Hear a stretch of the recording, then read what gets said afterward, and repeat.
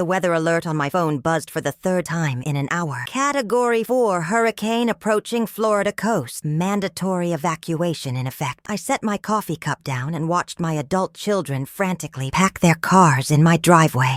43 years I'd lived in this oceanfront home, weathering storms both literal and metaphorical. But this time, something felt different. Mom, we've got the kids' car seats, the important documents from David's office, and Sarah's wedding dress, my daughter Jennifer called through the screen door, not bothering to come inside. There's just no room left in either car. The silence that followed wasn't new. I'd grown accustomed to being an afterthought in their carefully orchestrated lives. But as I watched them debate logistics like I was a piece of furniture they couldn't quite fit, something ancient and powerful stirred within me. If you've ever felt invisible in your own family's eyes, please subscribe to this channel and ring that notification bell. Sometimes the most powerful stories come from those who've learned to find their voice in the silence. The rain had started as a whisper against the windows, but I could hear the ocean growing restless beyond the dunes. Each drop seemed to carry the weight of what was coming, not just the hurricane, but the revelation that would follow. At 65, I'd learned to read the signs that others missed, the subtle shifts that announced when everything was about to change. My son Michael appeared at the doorway, car keys jingling with impatience.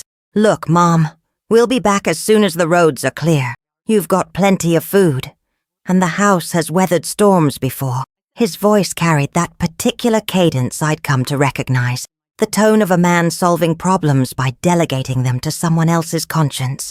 I set my coffee cup down with deliberate care, watching the liquid tremble slightly with each gust of wind.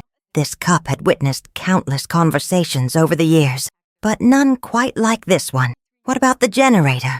I asked, though I already knew the answer by the way he shifted his weight from foot to foot. "We needed it for David's insulin at the hotel. You understand, right? It's just for a few days." His words carried that familiar tone, the one that made reasonable requests sound like personal favors I should be grateful to grant. The same tone he'd used when explaining why I couldn't come to David's graduation party because space was limited, why Christmas dinner had been moved to Jennifer's smaller house, why every family gathering seemed to shrink just enough to exclude me. I nodded, watching through the window as Jennifer wrestled with something heavy in her trunk. Her movements were sharp, efficient, the kind that suggested she was angry about something, but determined not to show it. 27 years ago, when Hurricane Andrew threatened this same coast, Michael had been 8 years old, clinging to my nightgown as we huddled in the hallway. I'd sung him lullabies between the thunderclaps, promised him that Mama would keep him safe. Now he couldn't meet my eyes, and I wondered when protecting children had become their excuse to abandon their protector. The irony wasn't lost on me. The same house that had sheltered them through countless storms was now apparently strong enough to weather one alone, with only an elderly woman inside. "We really have to go, Mom. The interstate's already backing up." He pecked my cheek with the efficiency of checking an item off a list. "Call us when your phone works again." The screen door slammed behind him, and I listened to the cars pull away, their taillights disappearing into the gray afternoon like red ghosts. The house settled around me with a sigh, as if it too understood what abandonment felt like. But in that settling I heard something else, the sound of a structure finding its true strength, the way old things do when they're finally allowed to stand on their own. I returned to my coffee, still warm, still mine. The storm outside was nothing compared to the one that had been brewing in my chest for years. But unlike the hurricane approaching from the Atlantic, this internal tempest was entirely under my control. I walked to the spare bedroom where the family safe sat, disguised as an innocent filing cabinet in the corner. The irony wasn't lost on me, a lifetime of secrets hidden in plain sight, just like I had been for so many years. 43 years of marriage had taught me which battles to fight and which secrets to keep. Harold had never known I'd memorized the combination by watching his thick fingers dance across the numbers during our monthly bill-paying ritual, their wedding anniversary, backwards. The safe opened with a soft click that seemed to echo through the empty house. Inside lay the inheritance documents from Harold's parents, The lake house in North Carolina they'd promised would stay in the family forever. The same lake house where Jennifer now planned to host her daughter's wedding next spring. The one they'd discussed over dinner last month. As if I wasn't sitting right there. As if my presence had become as inconsequential as the furniture. I remembered the day Harold's mother had pressed those papers into my hands, her eyes bright with fever, but her voice strong. "Margaret, this is for the family. Make sure it stays that way." She'd trusted me with their legacy, never imagining her own granddaughter would one day plan to exclude the very woman who'd preserved it. Beneath the papers, Harold's mother's pearl necklace caught the dim light filtering through the storm clouds. The one Jennifer had always admired. The one she'd already measured against her own neck in front of my hallway mirror when she thought I wasn't watching. "Someday," she'd whispered to her reflection, and I'd pretended not to hear while folding laundry in the hallway. That someday had become her expectation, my inevitable obsolescence. Each pearl on that necklace represented a year of Harold's mother's marriage. 53 pearls for 53 years of devotion. I wondered if Jennifer understood that kind of commitment, or if she simply saw expensive jewelry waiting for an inheritance. There were other treasures, the original deed to this house, purchased with Harold's GI Bill benefits when we were young and foolish enough to believe oceanfront property was a practical investment. The certificates for the stocks Harold had quietly accumulated, buying a few shares each month from his railroad pension, building wealth so slowly and steadily that even I hadn't realized how much we'd saved until after his funeral. And then there was the manila envelope containing photographs that would make certain family members very uncomfortable if they ever surfaced. Pictures from David's college years, financial documents showing exactly how much money had changed hands to cover Jennifer's divorce, receipts for the emergency loans that had never been repaid. Knowledge I'd learned was its own form of currency, and I'd been saving it for longer than they could imagine. The wind rattled the windows more insistently now, and I could taste salt in the air. Time was becoming as precious as the contents of this safe. But unlike my children, I understood the value of both. They measured time in convenience and money in immediate gratification. I measured both in terms of dignity and choice. I pulled out my largest suitcase, the same one I'd used for our honeymoon to Niagara Falls 47 years ago, and began to pack, not clothes, but legacy. Each document, each piece of jewelry, each photograph that represented decades of family history, carefully preserved and protected. If they thought I was disposable, perhaps they needed to learn what disposal actually looked like. The evacuation route they'd taken led inland, toward hotels and relative safety. I knew this because Jennifer had called me 3 times yesterday to explain their plans, not to include me, but to ease her own conscience by ensuring I understood why I couldn't be included. The hotel rooms are so small, Mom, and with the kids, always the kids, as if my presence would somehow contaminate their safety. But I'd lived on this coast long enough to know the storm's patterns, the way hurricanes could shift and dance like unwelcome guests, changing their minds about where to settle. My late husband's fishing buddy, Captain Torres, had taught me to read weather like scripture during our early years here. "Margaret," he'd said after Harold's funeral, "this old house knows how to bend without breaking. Just like you." I loaded my car with the safe's contents, moving with a purpose I hadn't felt in years. The photo albums went in first. Harold's military service, the children's graduations, holidays where everyone still smiled genuine smiles instead of the forced expressions that had become our family's signature look. These were the real treasures, the moments when we'd actually been a family instead of just people who shared DNA and holiday obligations. Then came the important papers, wrapped in plastic bags like precious seeds waiting for the right season to grow. Birth certificates that proved their existence, marriage licenses that had once meant something, insurance policies that would fund futures I'd apparently not been invited to witness. Each document represented years of Harold's careful planning, his absolute faith that family meant forever. The jewelry came next, not just Harold's mother's pearls, but the emerald earrings from our 25th anniversary. the gold watch his father had carried through World War II, the wedding rings from both sets of grandparents, small objects that carried the weight of generations, passed down with the assumption that each generation would honor those who came before. The rain was steady now, drumming against the roof with increasing urgency like impatient fingers tapping on a table. But inside my chest, something had gone quiet. The constant anxiety of trying to matter, the exhausting effort of making myself useful, the daily choreography of staying relevant in their lives, all of it had stilled. This storm had given me permission to stop pretending their indifference didn't cut. My neighbor, Mrs. Chen, knocked on my door just as I was loading the last bag. She stood there in her yellow raincoat, looking like a concerned sunflower in the gray afternoon. "Margaret, you're not staying, are you? The news says this one's going to be bad." "Oh, I'm leaving," I told her, and for the first time in months, I meant every word. "Just not going where they think I am." The truth of that statement surprised even me. I wasn't just leaving the house. I was leaving the version of myself that had accepted crumbs and called them sustenance. She studied my face in that way older women do, reading the story behind the words, recognizing the difference between someone making a decision and someone having a decision made for them. "You need anything?" "Just pray this old house stands strong," I said, handing her my spare key. Someone should know where to find me when this is all over. But even as I said it, I wondered if anyone would think to look, or if they'd simply assume the storm had solved their problem for them. I drove north, away from the evacuation routes, toward the small town where Harold and I had honeymooned 47 years ago. The highway stretched before me like a ribbon of possibilities, and for the first time in decades, I wasn't following someone else's predetermined path.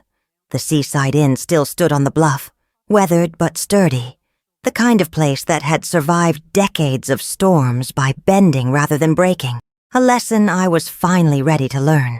The rain had intensified during the drive, creating a cocoon around my car that felt both protective and liberating. I found myself thinking about water, how it could be gentle enough to nurture seeds or powerful enough to reshape coastlines.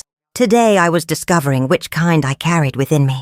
The elderly owner, Mr. Patterson, remembered me from visits past, though his recognition came slowly, like dawn breaking through storm clouds.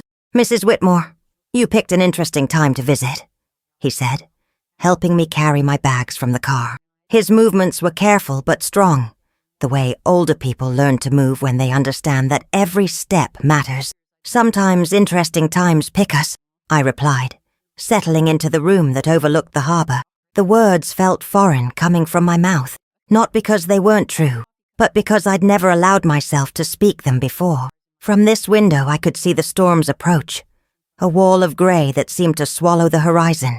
But I also felt something I hadn't experienced in years, the thrill of making a choice that was entirely my own. The room itself was simple but clean, decorated with faded photographs of the inn's history, couples celebrating anniversaries, families gathered for reunions, solitary travelers like myself seeking something they couldn't name. I wondered how many of these people had come here not running from something, but running toward themselves. I unpacked slowly, arranging the safe's contents on the room's writing desk, like artifacts in a museum of my own making. Each item told a story, and for the first time I was the curator of my own exhibition. The pearl necklace draped over the lamp base, casting intricate shadows on the wall, the documents stacked neatly, waiting for whatever future I would choose to create. I called my children from the inn's landline, knowing their cells would go straight to voicemail in the chaos of evacuation traffic. The rotary phone felt substantial in my hand, a relic from a time when communication required intention and effort. "This is Margaret," I said to each recording, my voice steady as stone. "I'm safe and sound, somewhere you'll never think to look. When you get home and find what's missing, you'll understand what it feels like to lose something irreplaceable." The words felt foreign on my tongue, not because they were untrue, but because I'd never allowed myself to speak them before. 65 years of being accommodating, understanding, grateful for whatever scraps of attention they threw my way. But storms have a way of washing clean what needs washing, and I was finally ready to let the tide take what no longer served me. Outside my window, the hurricane was building strength, but I was no longer afraid. Sometimes the most devastating storms are the ones that finally set you free, and I was beginning to understand that destruction and liberation could be the same tide, viewed from different shores. That first night, as the storm raged outside my window, I did something I hadn't done in years. I wrote. Not grocery lists or thank you notes or sympathy cards for other people's losses, but the real story. The story of a woman who'd spent decades making herself smaller so others could feel larger, who'd swallow disappointment like bitter medicine because that's what good mothers supposedly do. The inn's writing desk was solid oak, scarred by years of other people's words. I found myself tracing the indentations left by previous guests, wondering what stories had been told here, what confessions had been penned in the safety of this overlooking room. The lamp cast a warm circle of light, creating a sanctuary within the storm. By candlelight, the power had flickered but mercifully held. I wrote about the Christmas dinners where my opinion was never asked, where family decisions were made around me, as if I were invisible furniture. I wrote about the grandchildren's birthdays, where I was expected to contribute money but not memories, where my gifts were received with polite obligation rather than genuine joy. I documented the way they discussed my future care like I was a problem requiring solution rather than a person deserving dignity. When Mom gets to that point, they'd say, as if decline was inevitable and my wishes irrelevant. When had I become that point instead of their mother? When had my future become something they planned without my participation? Harold's life insurance policy lay beside my journal, $537,000 that my children assumed would someday cushion their retirement plans. They'd done the math in whispered conversations they thought I couldn't hear, calculating how to divide what they'd never helped to earn. They'd never asked what I planned to do with it, never wondered if I had dreams that money might fulfill. The policy itself was thick with legal language, but I understood at every word. Harold had purchased it not as an inheritance for his children, but as security for his wife. "This is for you, Margaret," he'd said when we signed the papers. "For whatever you need, whenever you need it." He'd trusted me to know the difference between need and want, between security and legacy. In their minds, I'd already served my purpose. I'd raised their children, buried their father, and asked for nothing in return except the basic courtesy of inclusion. But courtesy had become charity in their eyes, and charity always came with conditions, with expectations of gratitude that felt more like indentured servitude. But the storm had shown me something profound. I wasn't waiting to die. I was waiting to live. At 65, I had resources, experience, and time. Perhaps more time than they imagined. Certainly more than they hoped. What I'd lacked was permission. Permission I'd been waiting for them to give, never realizing I could grant it to myself. Outside, the hurricane howled like something wild finally breaking free. Inside, I felt the same wildness stirring in my chest. Decades of suppressed desires finally finding their voice. The woman who'd raised their children, buried their father, and asked for nothing in return, was about to become someone they'd never expected her to be. I sealed the letter I'd written in an envelope addressed to Jennifer, but I wouldn't mail it yet. Some revelations require the perfect timing, and I was finally learning to trust my own sense of when that moment would arrive. By morning, the storm had passed, leaving behind that peculiar quiet that follows great chaos, not peace, but exhaustion, as if the world itself needed time to remember how to breathe. I stood at my window watching the harbor come alive again, boats bobbing at their moorings like survivors counting their blessings. The inn had weathered another storm, and so had I. I knew my children would be racing back to the coast now, expecting to find damage, debris, and their elderly mother waiting grateful and helpless for rescue. They would arrive with prepared speeches about how worried they'd been, how they'd tried to call, how they'd always planned to come back for me as soon as it was safe. The narrative was already written in their minds. They were the caring children, and I was the burden they'd heroically rescued. Instead, they'd find empty rooms and questions that would keep them awake at night. The safe stood open like a mouth mid-scream. Its contents vanished as completely as if they'd never existed. I imagined Jennifer's face when she realized her inheritance had legs and had chosen to walk away, the way she'd check each corner of the house as if money could hide behind curtains or documents could cower under beds. My phone buzzed incessantly with increasingly frantic messages. "Mom, where are you? The house is fine, but we can't find you. This isn't funny anymore." But I wasn't trying to be funny. I was trying to be free. And freedom is rarely amusing to those who've benefited from your captivity. Each message revealed more about their priorities than any conversation ever had. The inn's breakfast room filled with other storm survivors sharing stories of near misses and narrow escapes. I listened to their tales of loss and recovery, nodding sympathetically while mentally calculating the value of what I'd rescued from my own life. Not just money and jewelry, but dignity itself. These strangers spoke to me with more genuine concern than my own children had shown in months. An elderly gentleman at the next table caught my attention as he described losing his workshop to flooding. 40 years of woodworking, he said quietly. But you know what? Those hands can still build something new. His wife reached across the table to squeeze his fingers, and I felt a pang not of envy, but of recognition. That's what partnership looked like. Two people facing loss together instead of calculating how to minimize inconvenience. Mrs. Patterson, the innkeeper's wife, sat beside me with her morning coffee, her presence as comfortable as an old sweater. "You have that look," she said quietly, studying my face with the perception that comes from years of observing human nature. "What look?" I asked, genuinely curious about what transformation might show on an old woman's face. What changes were visible to those who knew how to read them, like someone who's finally finished with a chapter they never wanted to read in the first place. Her smile was knowing, conspiratorial, the kind that passes between women who understand that sometimes the bravest thing you can do is stop pretending everything is fine. "How can you tell?" I found myself leaning forward, hungry for this stranger's insight into my own metamorphosis.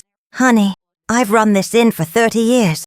I know the difference between someone running from something and someone running towards something." She paused, sipping her coffee with the deliberation of someone choosing her words carefully. "You're not a refugee from that storm. You're a woman who used it to change course." She was right, though I hadn't quite thought of it that way. The hurricane hadn't been my destruction. It had been my permission slip to finally leave the stage where I'd been performing a role that no longer fit. I spent 3 more days at the inn, watching the news coverage of storm damage while my children left increasingly desperate voicemails. Each message revealed layers I'd never noticed before. The way Jennifer's voice cracked, not with worry for my safety, but with panic about something irreplaceable that might be lost. The way Michael's concern shifted from, "Where are you?" to, "What did you take?" By the 3rd day, the local stations showed flooded streets and damaged roofs. Reporters standing knee-deep in water speaking about unprecedented destruction. But my house, built by a man who understood coastal weather and the patience required to survive it, had weathered the storm with barely a shingle out of place. Harold had chosen that lot because it sat just high enough, just far enough from the surge line. Even in death, he was still protecting what mattered. "Mom, please call us back. We're worried sick." Jennifer's voice on day 4 carried that particular tremor that comes not from fear, but from the dawning realization that control is an illusion. I wondered how much of that worry was genuine concern for my well-being versus terror about their missing future. Time was teaching me the difference between authentic care and self-interested panic.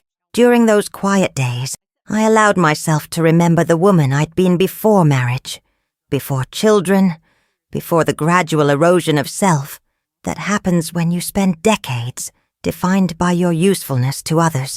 That girl who dreamed of traveling, of painting, of writing letters to newspapers about things that mattered. She'd been buried under layers of duty and expectation, but the storm had washed away enough debris for her to breathe again.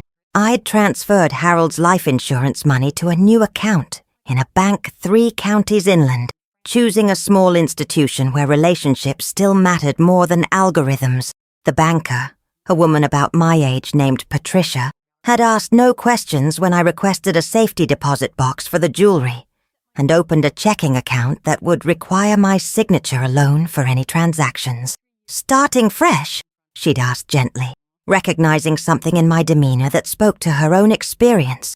"Starting honest," I'd replied, and we'd shared the kind of understanding look that passes between women who've learned that sometimes the most radical act is simply refusing to pretend anymore.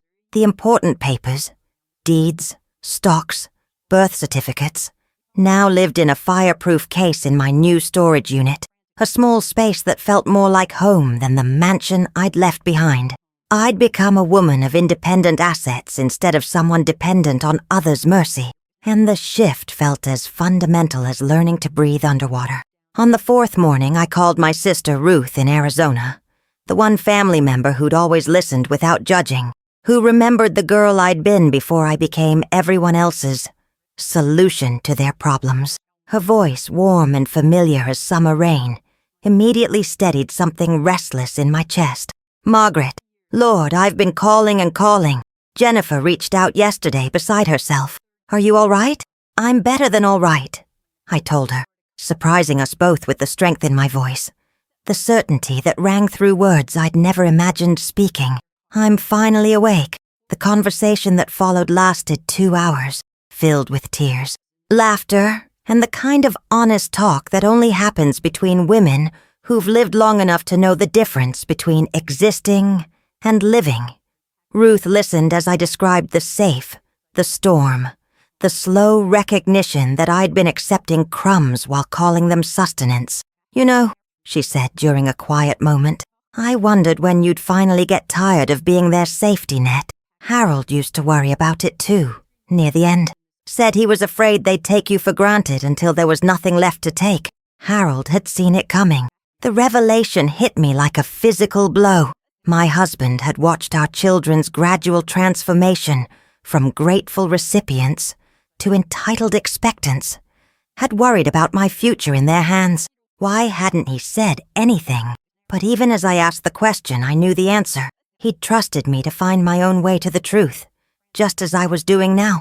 By the time I hung up, I had a destination and, more importantly, a sister who understood that sometimes the most loving thing you can do for ungrateful children is let them learn what your absence actually costs. Ruth's guest room was waiting in Arizona, along with her promise that desert sunsets were worth whatever it took to reach them. But first, I had one more stop to make, one final scene to play in the theater, where I'd spent 4 decades being everyone's supporting character. It was time to see what I looked like as the leading lady of my own story. I drove back to my neighborhood on a Thursday morning, timing my return for when I knew my children would be at work and school, trying to maintain the illusion of normal routines, while privately panicking about their missing inheritance.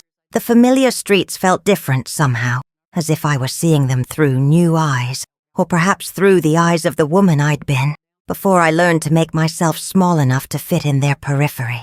The house looked smaller than I remembered, or perhaps I'd grown larger during my week away, not physically, but in presence, in the space I allowed myself to occupy in the world.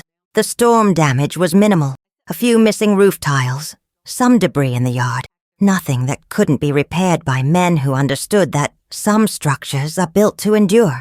Mrs. Chen saw me pulling into the driveway and hurried over, her face flooded with relief so genuine it made my chest tight, with an emotion I couldn't name. "Oh, thank God. Your children have been beside themselves. Jennifer was here twice yesterday, and Michael called me asking if I had a spare key. Where have you been?" "Remembering who I used to be," I told her, which was true enough, before I became someone whose only value was what I could provide for others. She studied my face with the careful attention of someone who'd lived long enough to recognize transformation when she saw it. Mrs. Chen had buried 2 husbands and raised 5 children mostly alone. She understood the difference between surviving and thriving, between accommodation and authenticity. I'd come back to collect a few personal items, photographs that belonged to my story rather than theirs. Harold's letters from Vietnam tied with the same blue ribbon I'd used 47 years ago. My mother's recipe box with its collection of handwritten cards that spoke of Sunday dinners and unconditional love, things that had meaning beyond monetary value.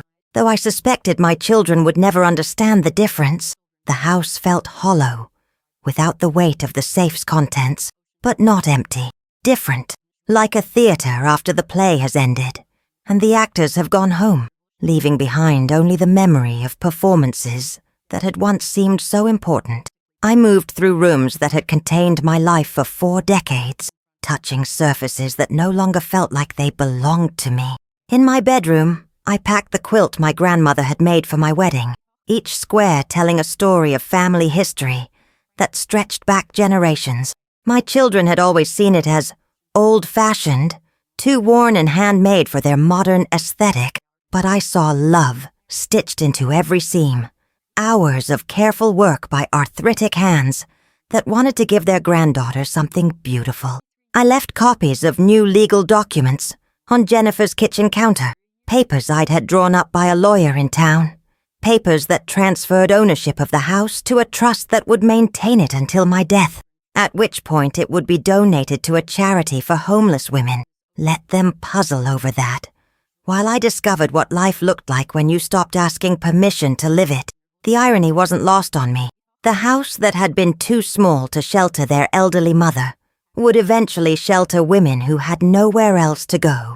Sometimes justice wears the quiet clothes of poetic symmetry. Mrs. Chen helped me load my car with the last of what I wanted to keep. Her movements efficient but gentle, understanding without needing explanation. "You're really leaving, aren't you?" "I'm really living," I corrected her, tasting the truth of those words like wine I'd been saving for the right occasion. For the first time in longer than I care to admit, as I drove away, I didn't look back at the house in my rearview mirror. Some chapters close better when you focus on the road ahead, when you trust that what's behind you has served its purpose, and what's ahead holds possibilities you haven't yet imagined. The drive to Arizona took 3 days, with deliberate stops in small towns where nobody knew my name or my story, where I could exist without context or expectation. I ate meals at roadside diners where the waitresses called me Hon, and meant it, where conversation came without agenda, and kindness required no reciprocal obligation. For the first time in decades, I was simply Margaret, not Michael's mother, or Jennifer's burden, not Harold's widow, or anyone's disappointment. Each mile west felt like shedding skin I'd outgrown years ago, but had been too afraid to abandon. I slept in motels where the only expectation was that I'd check out by 11, where my presence was welcomed for exactly what it was worth, and nothing more. The freedom of it was intoxicating. To be a customer instead of a caretaker, a traveler instead of a fixture. In a diner outside Amarillo, an elderly trucker at the next table struck up a conversation about the weather, the road conditions, the way the landscape changed as you moved west. "First time seeing the desert?" he asked, noticing my fascination with the endless sky. "First time seeing anything, really," I admitted, surprising myself with the honesty. "I've lived in the same house for 40 years, but I'm just now learning what it means to travel." He nodded with the understanding of someone who'd spent his life moving, while others stayed still. "The desert'll teach you things," he said. "Mainly that what looks empty is usually just waiting for the right eyes to see what's really there." Ruth met me at her front door with arms wide open and eyes full of understanding, the same eyes that had watched me marry Harold, birth my children, and gradually disappear into the role of everyone else's solution. Her house smelled like sage and possibility, like a place where women could speak their minds without apologizing for taking up space. Her guest room had windows that faced west toward sunsets that painted the desert in colors I'd forgotten existed. The bed was covered with a quilt Ruth had made herself, each square a different shade of blue, like pieces of sky captured in cotton. "I call it freedom," she said when she saw me admiring it. "Made it the year after my divorce, when I finally understood that being alone was different from being lonely. "You look different," she said as we sat on her porch that first evening, watching the sky burn orange and pink above mountains that looked like sleeping giants. The sunset was a daily miracle here, she told me. Something locals never took for granted because the desert demanded attention, respect, presence. I feel different, like I've been holding my breath for 40 years and finally remembered how to exhale. The words floated between us on the desert air, mixing with the scent of creosote and the distant sound of coyotes greeting the night. My phone sat silent on the table between us, its screen dark and peaceful. I'd stopped answering my children's calls 3 days ago, not out of cruelty, but out of necessity. Sometimes people need to experience loss before they can understand value, and I was finally brave enough to let them learn lessons I couldn't teach. "What will you tell them when you're ready?" Ruth asked, her voice carrying no judgment, only curiosity about how this story would unfold. The truth, that love isn't supposed to be a transaction where I give everything and they take everything and somehow that passes for family.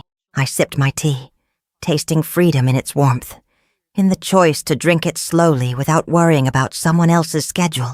That a woman who raised 3 children and buried a husband and survived 65 years of life has earned the right to matter. The desert stretched endlessly before us, vast and beautiful and patient in the way that only ancient things can be. Like the rest of my life, I realized with a start, I had time to heal, time to discover who I was when I wasn't busy being who everyone else needed me to be. Time to learn what my own voice sounded like when it wasn't asking permission to speak. Ruth reached over and squeezed my hand, her fingers warm and sure. "Welcome home, sister." 6 months later, I sent Jennifer the letter I'd written during the hurricane, along with a photograph of myself standing beside the Grand Canyon, arms spread wide to embrace a vastness that finally matched how I felt inside. In the letter, I explained that the storm had taught me the difference between weathering life and living it, between surviving disappointment and choosing dignity over desperation. The photograph had been Ruth's idea. "You need to show them the woman you've become," she'd said, "not just tell them." So there I stood at the canyon's edge, wearing a turquoise dress I'd bought in Sedona, my hair silver and wild in the desert wind, my face showing every one of my 67 years with pride instead of apology. I looked like a woman who belonged to herself. I told her about the mornings I now spent painting watercolor sunrises from Ruth's back porch, how the desert light taught me new ways to see color and shadow. I wrote about the afternoons volunteering at the women's shelter in town, listening to stories that made me grateful for my own courage, offering advice to women learning to start over at every age. I described the evenings when Ruth and I cooked together and laughed about our shared childhood memories, how we'd created rituals of sisterhood that had nothing to do with obligation and everything to do with joy. Simple pleasures like sharing coffee while watching thunderstorms roll across the mountains, reading the same book and discussing it over dinner, taking long walks where conversation meandered like desert streams. "The safe is in a place where it will do the most good," I wrote, my handwriting steady and sure. "The lake house is now funding housing for families who need shelter more than you need another vacation property. Harold's Investments are providing scholarships for women over 50 who want to return to school, who've spent decades caring for others and finally have permission to care for themselves." I explained how I divided the inheritance not out of spite, but out of purpose. Organizations that understood the value of second chances, third acts, new chapters written by women who'd been told their stories were over. "Your inheritance is still working in the world," I continued. "It's just working for people who understand that wealth isn't something you hoard, but something you use to lift others toward their own freedom."